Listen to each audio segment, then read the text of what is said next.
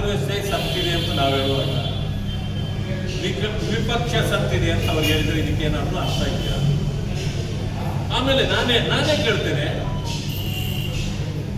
7 ಕೋಟಿ ಕದ್ದವನನ್ನು ಸಿಕ್ಕದ ಮೇಲೆ ನೀವು ಜೈಲಿಗೆ ಕಳಿಸಿದ್ದೀರಿ, ಹೋರಾಟವೂ ಮಾಡಲಿಲ್ಲ, ಯಾರು ಜೈಲಿಗೆ ಕಳಿಸಿದ್ದೀರಿ. ಅನೇಕ ಸಂದರ್ಭಗಳಲ್ಲಿ ಯಾರು ಕಳ್ಳತನ ಮಾಡ್ತಾರೆ, ಮೋಸ ಮಾಡ್ತಾರೆ, ವಂಚನೆ ಮಾಡ್ತಾರೆ, ಕಾನೂನು ಕ್ರಮ ಕೈಗೊಳ್ತೀರಿ. ಆದರೆ ಭಾರತೀಯ ಜನತಾ ಪಕ್ಷ ಹೋರಾಟ ಮಾಡಿ ಮುಖ್ಯಮಂತ್ರಿಗಳೇ ಕದ್ದ 14 ಸೈಟ್ಗಳನ್ನು ನಾವು ವಾಪಸ್ ಕೊಡಿಸಿದ್ದೀವಲ್ಲ, ನೀವು ಯಾರನ್ನ ಅರೆಸ್ಟ್ ಮಾಡಿದ್ದೀರಿ? ಯಾರ ವಿರುದ್ಧ ಕ್ರಮ ಜರುಗಿಸಿದ್ದೀರಿ? ಹೇಳ್ರಿ ನೋಡೋಣ. 187 ಕೋಟಿ ನಿಗಮದಲ್ಲಿ ನೀವು ನುಂಗಿದ್ದು ನಾವು ಹಿಡ್ಕೊಟ್ಟಾಗ ಮಂತ್ರಿಯನ್ನ ರಾಜೀನಾಮೆ ಕೊಡಿಸಿದ್ರಿ. ನಾವು 187 ಕೋಟಿ ಕದ್ದಿಲ್ಲ, ಬರೀ 87 ಕೋಟಿ ಅಂತೇಳಿ ಒಪ್ಕೊಂಡಿದ್ದೀರಿ. ಇಷ್ಟು ಸತ್ಯ ನಿಮಗೆ ಗೊತ್ತಿದ್ರು ನಿಮಗೆ ಒಂದು ನ್ಯಾಯ, ಬೇರೆಯವ್ರಿಗೊಂದು ನ್ಯಾಯ ಇದೆಯಾ ರಾಜ್ಯದಲ್ಲಿ? ಆಗಿದ್ದ ಮೇಲೆ ಹೋರಾಟ ಮಾಡ್ತಾ ಇರ್ತಕ್ಕಂಥ ಪಕ್ಷದ ಬೆಲೆ ನೀವೇನು ಕೊಟ್ಟಿದ್ದೀರಿ? ಪ್ರಜಾಪ್ರಭುತ್ವಕ್ಕೆ ನಿಮ್ಮಲ್ಲಿ ಏನು ಬೆಲೆ ಇದೆ? ಸಂವಿಧಾನಕ್ಕೆ ನಿಮ್ಮಲ್ಲಿ ಏನು ಬೆಲೆ ಇದೆ? ಮಾತೆತ್ತಿದ್ರೆ ಸಂವಿಧಾನ ಸಂವಿಧಾನ ಸಂವಿಧಾನ ಅಂತಿರಲ್ಲ, ಎಲ್ಲಿ ಕೊಟ್ಟಿದ್ದೀರಿ ನೀವು ಬೆಲೆ? ನೀವು ಆ ರೀತಿ ಕಾನೂನು ಕ್ರಮ ಜರುಗಿಸೋದೇ ಆದ್ರೆ ಮೊದಲು ಮುಖ್ಯಮಂತ್ರಿ ಅರೆಸ್ಟ್ ಆಗಬೇಕಾಗಿತ್ತು, ಇಷ್ಟೊತ್ತಿಗೆ ಜೈಲಲ್ಲಿ ಇರಬೇಕಾಗಿತ್ತು.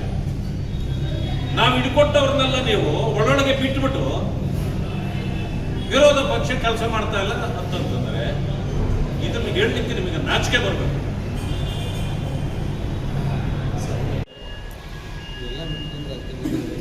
ಅವರು ನಾನು ಮುಖ್ಯಮಂತ್ರಿಗಳು ಅಣ್ಣ ತಮ್ಮಂದಿರ್ತಾರ ಅಂತ ಹೇಳಿದ್ದಾರೆ. ಆದ್ರೆ DK ಶಿವಕುಮಾರ್ ಅವರ ತಾಯಿ ಒಂದು ಮಾತು ಹೇಳಿದ್ದಾರೆ, ಅದು ನಾನು ಹೇಳೋದಿಲ್ಲ.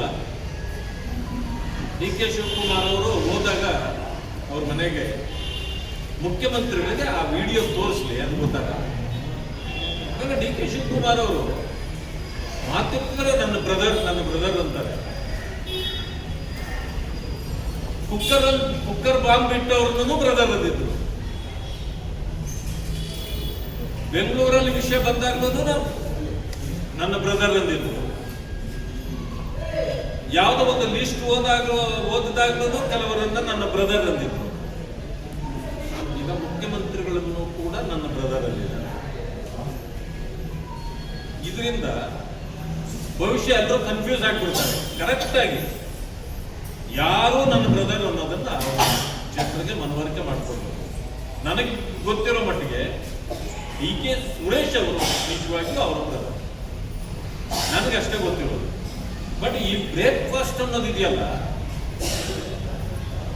ಈ ಕುಲಗೆಟ್ಟ ರಿಲೇಶನ್ಶಿಪ್ ಇರುತ್ತಲ್ಲ, ಇದು ಒಂದು ಬ್ರೇಕ್ಫಾಸ್ಟ್ ನಲ್ಲೇ ಎಲ್ಲ ಸರಿ ಹೋಗುತ್ತೆ ಅನ್ನೋ ಇದಿದೆಯಲ್ಲ ವಾದ, ಇದು ಕೇವಲ ಸಿನಿಮಾ ನೋಡುವಾಗ ಇಂಟರ್ವಲ್ಸ್ ಅಂತ ಬರುತ್ತಲ್ಲ, ವಿರಾಮ ಅಷ್ಟೇ.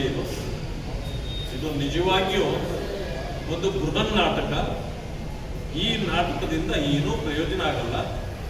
ಜನರಿಗೆ ಇವರ ನಾಟಕ ಬೇಕಾಗಿಲ್ಲ, ಅಭಿವೃದ್ಧಿ ಬೇಕಾಗಿದೆ, ಜನರ ಸಮಸ್ಯೆಗಳಿಗೆ ಪರಿಹಾರ ಬೇಕಾಗಿದೆ ಅನ್ನೋದು ನನ್ನ ವಾದ.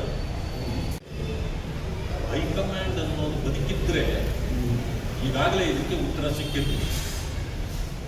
ಹೈಕಮಾಂಡ್ ನಾನು ಬಹಳ ಸಾರಿ ಹೇಳಿದ್ದೀನಿ, ಹೈಕಮಾಂಡ್ ಅನ್ನೋದೇ ಸತ್ತೋಗಿದೆ. ಆದರೆ ಕಾಂಗ್ರೆಸ್ ಇವತ್ತು ಈ ದೇಶದಿಂದ ಕಣ್ಮರೆ ಆಗ್ತಕ್ಕಂಥ ದಿನಗಳು ಬಂದುಬಿಟ್ಟಿದೆ. ಆ ಕಾರಣದಿಂದ ಕಾಂಗ್ರೆಸ್ ಒಂದು ತೀರ್ಮಾನ ತೆಗೆದುಕೊಳ್ಳಲಿಕ್ಕೆ ಸಾಧ್ಯವೇ ಇಲ್ಲ. ಕಾಂಗ್ರೆಸ್ ಪಕ್ಷ ರಾಹುಲ್ ಅಂತ ಒಬ್ಬ ವಿವೇಕರಹಿತ ನಾಯಕನನ್ನ ಇಟ್ಕೊಂಡು ಈ ದೇಶವನ್ನ ಆಳ್ಲಿಕ್ಕೆ ಸಾಧ್ಯ ಇಲ್ಲ. ಯಾವುದೇ ಕಾರಣಕ್ಕೂ ಕಾಂಗ್ರೆಸ್ ಈ ದೇಶದಲ್ಲಿ ಇನ್ನೊಂದು 2-3 ವರ್ಷದಲ್ಲಿ ಹುಡುಕಿದ್ರೂ ಕೂಡ ಸಿಗೋದಿಲ್ಲ. ಆದ್ರಿಂದ ಹೈಕಮಾಂಡ್ ತೀರ್ಮಾನಕ್ಕೆ ಮಾನ್ಯ ಸಿದ್ದರಾಮಯ್ಯನವರು ಬಗ್ಗುತ್ತಾರೆ ಅನ್ನೋದು ಇದು ಸುಳ್ಳು ವಿಷಯ. ಇವತ್ತು HC ಮಾದೇವಪ್ಪ ಅವರು ದಾವಣಗೆರೆಯಲ್ಲಿ ಹೇಳಿದ್ದಾರೆ, ಆ ರೀತಿಯ ಪ್ರಶ್ನೆಯೇ ಪಕ್ಷದ ಮುಂದೆ ಇಲ್ಲ. 5 ವರ್ಷಗಳ ಕಾಲ ಸಿದ್ದರಾಮಯ್ಯನವರು ಕಂಪ್ಲೇಂಟ್ ಮಾಡ್ತಾರೆ ಅನ್ನೋ ಮಾತನ್ನು ಅವರೇ ಹೇಳಿದ್ದಾರೆ. ಅಂದಮೇಲೆ ಇದಕ್ಕೆ ಹೈಕಮಾಂಡ್ನ ಉತ್ತರ ಏನು? ಜನರಿಗೆ ಹೇಳಿ.